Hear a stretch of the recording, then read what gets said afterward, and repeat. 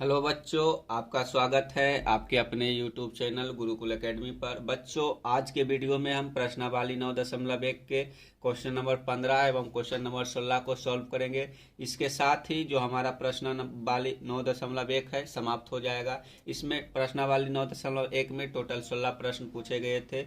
आज के वीडियो के साथ ही हम ये सारे 16 प्रश्न को खत्म कर लेंगे। आप अगर पिछले वीडियो को नहीं देखे हैं तो चैनल के प्लेलिस्ट में जाकर देख सकते हैं। वहां आपको चैप्टर नंबर 8 जो त्रिकोणमिति का चैप्टर है उसके सारे वीडियो डाल दिए हैं। इसके साथ साथ आपको जो चैप्टर नंबर 9 है इसके प्रश्नावली 9.1 के वीडियो भी आज के वीडियो के साथ प्रश्नावली 9.1 समाप्त हो जाएगा। इसके बाद हम 9 जो प्रश्नावली 9.2 है उसके और चलेंगे और देखेंगे कि किस प्रकार के क्वेश्चन उसमें है। तो आप अगर मैथ के एनसीईआरटी जो बिहार बोर्ड का बीटीबीसी का मैथ है अगर उसका वीडियो देखना चाहते हैं और क्वेश्चन समझ में नहीं आता है तो आप इस चैनल को सब्सक्राइब करके वीडियो को जरूर देखिएगा। हम गारंटी के साथ कहते हैं कि अगर आप इस प्रकार के वीडियो 1 से 2 बार देख लीजिएगा तो आपको इस प्रकार के क्वेश्चन को बनाने में किसी प्रकार का कंफ्यूजन नहीं होने वाला है। तो चलिए शुरू करते हैं क्वेश्चन नंबर 15 से और देखते हैं कि हम इस क्वेश्चन को किस प्रकार से सॉल्व कर सकते हैं। तो चलिए क्वेश्चन पढ़ लेते हैं। तो क्वेश्चन में पूछा गया है कि एक सीधा राजमार्ग एक मीनार के पाद तक जाता है, यानी कि एक राजमार्ग है और उसी राजमार्ग के रास्ते में एक मीनार खड़ी है और उस मीनार के पाद बिंदु तक यह राजमार्ग जाता है। मीनार के शिखर पर खड़ा एक आदमी एक कार को 30 डिग्री के अवनमन कोण पर देखता है। यानी कि हम पिछले वीडियो में बताए थे कि अवनमन कोण और उन्नयन कोण में क्या अंतर है। तो अवनमन कोण जब किसी व्यक्ति ऊंचे स्थान से बैठकर नीचे की ओर देखता है तो उसके आंखों के द्वारा जो बना हुआ कोण होता है वह अवनमन कोण होता है। तो जो आदमी है वह मीनार के ऊपर बैठा हुआ है और वह नीचे एक कार को आती हुई देख रहा है और उस कार के साथ जो उस आदमी के आंख का अवनमन कोण बन रहा है वह पहले 30 डिग्री का बनता है। उसके बाद जो मीनार के पाद की ओर एक समान चाल से जाता है, यानी कि जो कार है वह अपनी एक समान चाल से मीनार की पाद की ओर जा रही है। जब उस आदमी ने कार को पहली स्थिति पर देखा था तो उस आदमी के जो आंख का अवनमन कोण है कार के साथ वह 30 डिग्री का बन रहा था और जब एक समान चाल से कार आगे बढ़ती है तो 6 सेकेंड बाद कार का जो अवनमन कोण है वह 60 डिग्री हो गया। तो इस बिंदु से मीनार के पाद तक पहुंचने में कार द्वारा लिया गया समय ज्ञात कीजिए। जो कार है वह पहले मतलब कि पहले जो जिस बिंदु पर खड़ा था उस बिंदु से उस आदमी के आंख का अवनमन कोण 30 डिग्री था और 6 सेकेंड के बाद उस कार का अवनमन कोण 60 डिग्री हो गया। तो वह 6 सेकेंड में जो है वह मतलब कि बिंदु डी से सी तक जाने में उसको 6 सेकेंड लगा। तो उसको बिंदु सी से बी तक जाने में कितना समय लगेगा इसके बारे में पूछ रहा है। तो आप इस प्रश्न से संबंधित जो फिगर बना है उसको आप अपने कॉपी में जरूर ड्रॉ कीजिएगा ताकि आपको क्वेश्चन समझने में आसानी हो सके। तो आप देख सकते हैं कि इस प्रकार के जो फिगर है आप ड्रॉ करेंगे। मान लीजिए जो डी से बी है यह नेशनल हाईवे है और जो ए बी है यह मीनार है। मीनार के उछली बिंदु पर वह आदमी खड़ी है। जब वह आदमी पहली स्थिति में कार को डी पर देखता है तो उसके आंख का जो अवनमन कोण है वह 30 डिग्री का बनता है, यानी कि 30 डिग्री का बनता है। तो अवनमन कोण उन्नयन कोण के बराबर होता है। तो जो अवनमन कोण यहाँ 30 डिग्री बना है वह उन्नयन कोण 30 डिग्री हो जाएगा। और दूसरी स्थिति में जब कार 6 सेकेंड के बाद बिंदु सी पर पहुंचती है तो उस आदमी के आंख का अवनमन कोण 60 डिग्री हो जाता है, तो इसका उन्नयन कोण भी 60 डिग्री हो जाएगा। तो इस प्रकार से जो कार है वह बिंदु डी से बिंदु सी तक जाने में 6 सेकेंड का समय लिया। तो अब वह कार जो है बिंदु सी से बिंदु बी तक जाने में कितना समय लेगा इसके बारे में पूछा गया है। तो चलिए इसको सॉल्व करते हैं और देखते हैं कि कितना समय लिया गया है। तो इस फिगर को बनाने में जो हम सहायता लिए हैं उसके बारे में थोड़ा सा लिख लेते हैं। तो यहाँ हो जाएगा सॉल्यूशन यानी कि हल। आगे लिखेंगे कि माना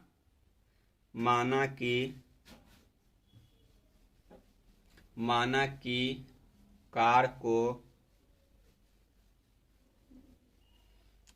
को बिंदु सी से मीनार के पाद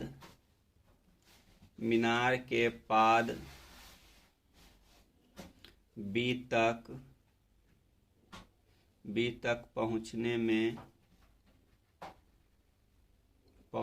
में x सेकेंड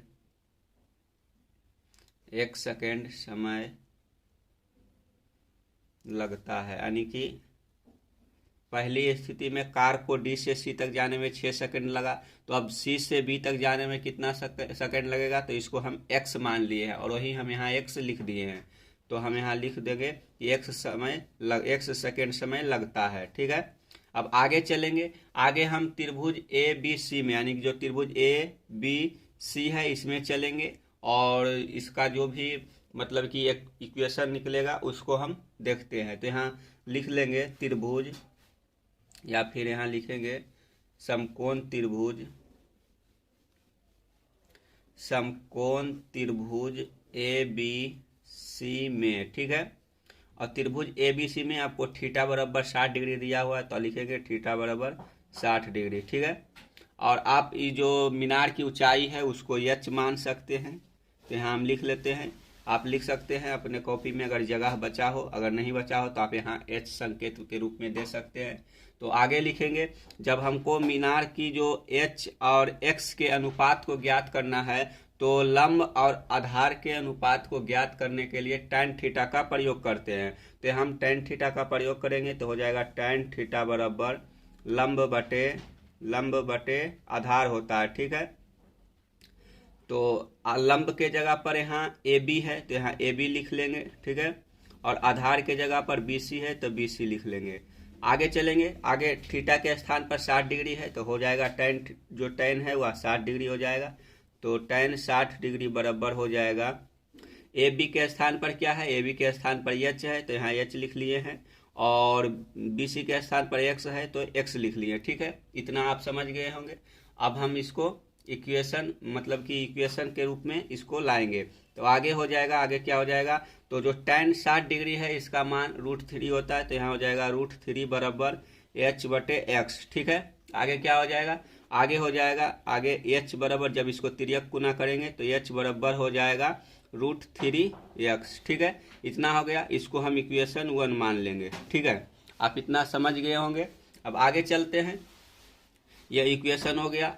अब हम समकोण त्रिभुज ए बी डी में चलेंगे। ठीक है, तो यहाँ लिख लेंगे समकोण त्रिभुज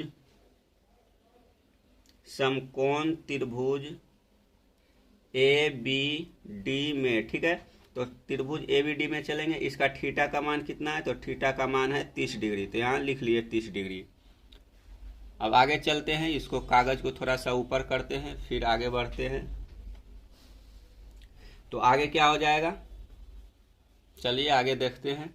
तो जो समकोण त्रिभुज है ए बी डी, इसमें भी हम tan थीटा का ही प्रयोग करेंगे। तो tan थीटा बराबर क्या हो जाएगा, तो tan थीटा बराबर होता है लंब बटे आधार, तो लंब ए बी हो जाएगा वही, तो यहाँ ए बी लिख लेंगे, और आधार हो जाएगा बी से डी, तो यहाँ बी से डी लिख लेंगे।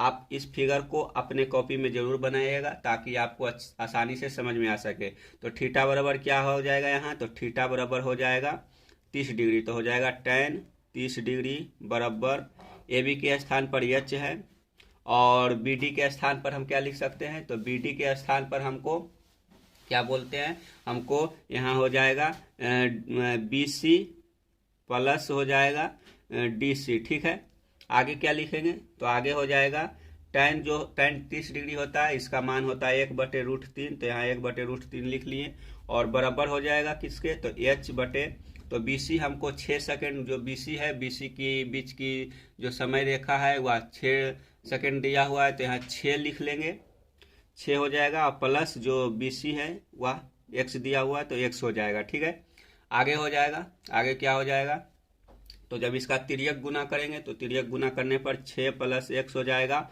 और बराबर अंदर √3h हो जाएगा। ये हो गया, ये जो हमारा इसका तिर्यक गुना हुआ, तिर्यक गुना करने पर। अब इसमें हम जो इक्वेशन 1 यानी कि h बराबर, यहाँ इक्वेशन 1 आया था h बराबर √3x, तो h का मान हम इस इक्वेशन में पुट करेंगे, तो यहाँ लिखेंगे h का मान रखने पर। ठीक है, तो जब हम h का मान रखेंगे उसके बाद इस इक्वेशन का जो मतलब कि मान होगा वह क्या होगा उसके बारे में देखते हैं। तो चलिए इक्वेशन जो है, इस इक्वेशन में h का मान रखते हैं। तो आगे हो जाएगा 6 + x बराबर हो जाएगा √3 और h के स्थान पर हो जाएगा क्या हो जाएगा √3x, इतना हो गया। तो आगे क्या हो जाएगा, तो √3 गुने √3 हो जाएगा 3x, तो हो जाएगा 6 + x बराबर हो जाएगा 3x। ठीक है, तो इस x को उधर भेज देंगे तो हो जाएगा यह 6 बराबर हो जाएगा 3x - x हो जाएगा, तो यह बराबर हो गया 6 बराबर 2x। ठीक है, तो यहाँ से आपको x का मान निकल गया, क्या x का मान निकल गया आपके पास 3। ठीक है, तो यहाँ से x का मान 3 निकल गया। तो आप आगे लिख सकते हैं, सॉरी, तो आगे क्या हो जाएगा, तो x का मान यहाँ से 3 निकल के आ गया। तो आगे लिखेंगे या x बराबर 3 हो गया। ठीक है, तो आगे लिखेंगे कि मीनार तक पहुंचने में कार द्वारा लिया गया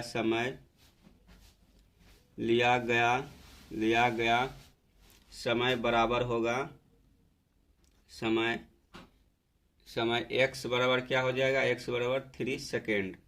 ठीक है, तो इस प्रकार से हम क्वेश्चन नंबर जो 15 था उसको सॉल्व कर लिए। तो हम आशा करते हैं आपको यह क्वेश्चन अच्छी तरीके से समझ में आया होगा। अगर आप वीडियो को यहाँ तक देखे हैं तो वीडियो कैसा लगा आप कमेंट बॉक्स में ज़रूर बताइएगा। अगर वीडियो पसंद आया हो तो वीडियो को लाइक कीजिए और अपने दोस्तों के साथ शेयर कीजिए ताकि इस वीडियो का लाभ आपके दोस्तों को भी हो सके। और अगर चैनल पर नए हैं तो चैनल को जरूर सब्सक्राइब कीजिए ताकि आपको इस प्रकार के वीडियो रेगुलर मिलता रहे और आप आसानी से इसे देख सके। तो चलिए अब क्वेश्चन नंबर 16 पर चलते हैं। चलिए बच्चों, क्वेश्चन नंबर 16 को देखते हैं, इसमें क्या लिखा हुआ है तो उसको पहले पढ़ लेते हैं। तो क्वेश्चन नंबर 16 है, इसमें पूछा गया है कि मीनार के आधार से और एक सरल रेखा में 4 मीटर और 9 मीटर की दूरी पर स्थित दो बिंदुओं से मीनार के शिखर के उन्नयन कोण पूरक कोण है। सिद्ध कीजिए कि मीनार की ऊंचाई 6 मीटर है। यानी कि जो पहला बिंदु है मीनार के पाद बिंदु से 4 मीटर की दूरी पर स्थित है और दूसरा बिंदु जो है वह मीनार के पाद बिंदु से 9 मीटर की दूरी पर स्थित है। तो इस बिंदु से हमको मीनार की ऊंचाई ज्ञात करना है, यानी कि सिद्ध करना है कि मीनार की ऊंचाई 6 मीटर है। और जो इसका एंगल दिया हुआ है एंगल पूरक कोण है। पूरक कोण कहने का मतलब है कि दोनों कोणों को जोड़ने पर 90 डिग्री के बराबर होने वाले कोण को हम पूरक कोण कहते हैं। तो इसमें बताया गया है कि जो एंगल है वह पूरक एंगल है, यानी कि जो ये थीटा है, थीटा को और एंगल सी को और एंगल डी को जोड़ने पर 90 डिग्री के बराबर होना चाहिए। तो पहला कोण जो है उसको थीटा मान लिए और 90 डिग्री में जब थीटा को घटा देंगे तो जो बाकी का बचा हुआ एंगल है वो निकल जाएगा। तो आप इसको फिगर को समझ लिए होंगे। मान लीजिए ये मीनार है और मीनार के बिंदु बी से जो बिंदु सी की दूरी है वह 4 मीटर है और बिंदु बी से बिंदु डी की दूरी 9 मीटर है। तो हमको सिद्ध करना है कि जो मीनार की हाइट है ए से बी वह 6 मीटर है। तो चलिए इसको सिद्ध करते हैं। तो यहाँ लिखेंगे, सॉल्यूशन हो गया। ठीक है, आगे क्या होगा, तो आगे हम इस जो फिगर ड्रॉ करने में जिसकी हम सहूलियत लिए वो लिख लेते हैं। तो हैं हम लिखेंगे माना कि मीनार की ऊंचाई ए बी बराबर h मीटर है। तो इसको हम h मान लिए तो आप यहाँ h लिख सकते हैं। आगे जो सारा चीज़ दिया हुआ है वो फिगर में हम आपको बता दिए हैं, तो अब कुछ ज़्यादा लिखने का ज़रूरत नहीं है। अब आगे हमको क्या इसको हाइट को सिद्ध करना है। तो इस हाइट को 6 मीटर सिद्ध करने के लिए हम जो है यानी कि लंब और आधार के अनुपात को ज्ञात करने के लिए tan थीटा का प्रयोग करते हैं। तो यहाँ भी tan थीटा का ही प्रयोग करेंगे। तो यहाँ चलेंगे समकोण त्रिभुज ए बी सी में, यानी कि जो हमारा समकोण त्रिभुज ए बी सी है, इसमें पहले चलेंगे। तो tan थीटा बराबर हो जाएगा क्या, tan थीटा बराबर हो जाएगा क्या, लंब बटे आधार। ठीक है, इतना हो गया। आगे क्या हो जाएगा, tan थीटा बराबर हो जाएगा, लंब के स्थान पर आपको ए बी दिया हुआ है तो आप ए बी या फिर एच लिख सकते हैं, और आधार के स्थान पर 4 मीटर दिया हुआ है तो यहाँ आप 4 मीटर लिख सकते हैं। ये आपका इक्वेशन 1 हो गया। ठीक है, इससे आगे हम नहीं जा सकते हैं क्योंकि हमको थीटा का मान नहीं दिया हुआ है। तो आगे चलेंगे, आगे हमको अब क्या, किस एंगल मतलब किस त्रिभुज में चलना है, तो अब हमको बड़े वाले त्रिभुज ए बी डी में चलना है। तो यहाँ लिखेंगे, यहाँ पहले लिखेंगे कि समकोण त्रिभुज ए बी डी में। ठीक है, ए बी डी में चलेंगे और यहाँ आपको जो थीटा का मान है, थीटा का मान आपको 90 डिग्री माइनस थीटा मिल जाएगा। तो यहाँ आप थीटा बराबर लिख सकते हैं क्या, थीटा बराबर नहीं, कोण लिख सकते हैं, कोण हो गया 90 डिग्री माइनस थीटा। ठीक है, इतना आपको दिया हुआ है।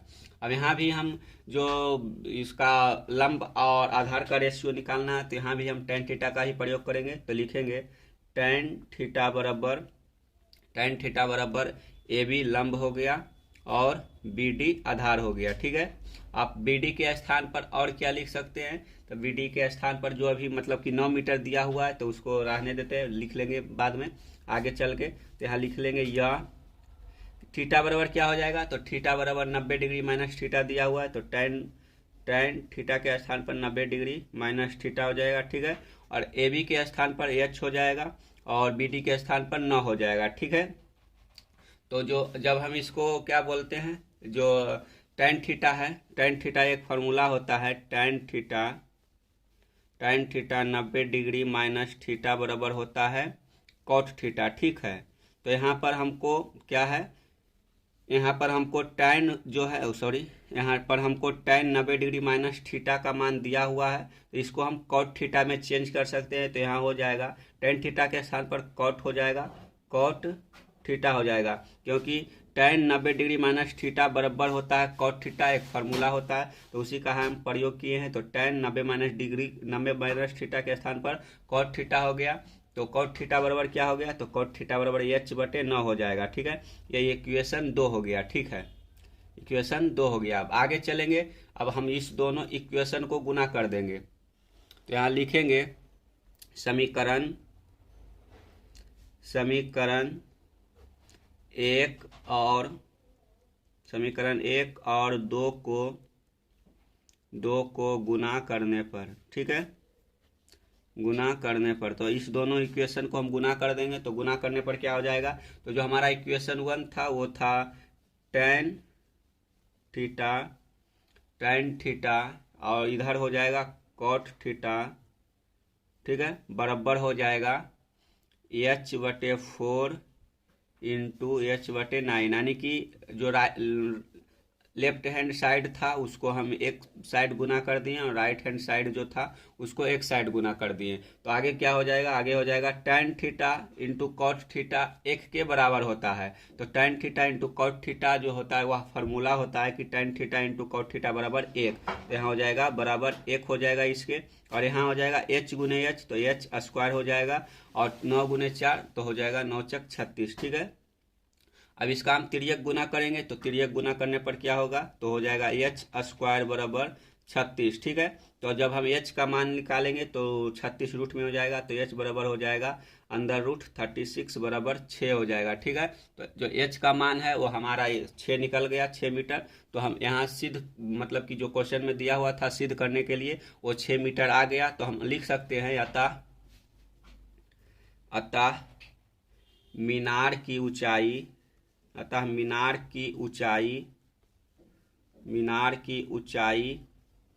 ऊंचाई h बराबर हो गया 6 मीटर। यह सिद्ध हुआ लिख सकते हैं। ठीक है, तो इस प्रकार से हम प्रश्नावली 9.1 के सारे प्रश्न को सॉल्व कर लिए हैं। अब आगे हम प्रश्नावली 9.2 की ओर चलेंगे और देखेंगे कि उसमें किस प्रकार के प्रश्न पूछे गए हैं, उसको भी सॉल्व करेंगे। तो बच्चों, वीडियो कैसा लगा आप कमेंट में जरूर बताइएगा। अगर वीडियो पसंद आया हो, क्वेश्चन समझ में आया हो, तो वीडियो को लाइक कीजिए और अपने दोस्तों के साथ शेयर कीजिए, ताकि इस वीडियो का फायदा आपके दोस्तों को भी हो सके। अगर चैनल पर नए हैं तो चैनल को जरूर सब्सक्राइब कीजिए, ताकि आपको इस प्रकार के वीडियो मिलता रहे। तो चलिए मिलते हैं एक नए वीडियो के साथ, तब तक के लिए धन्यवाद।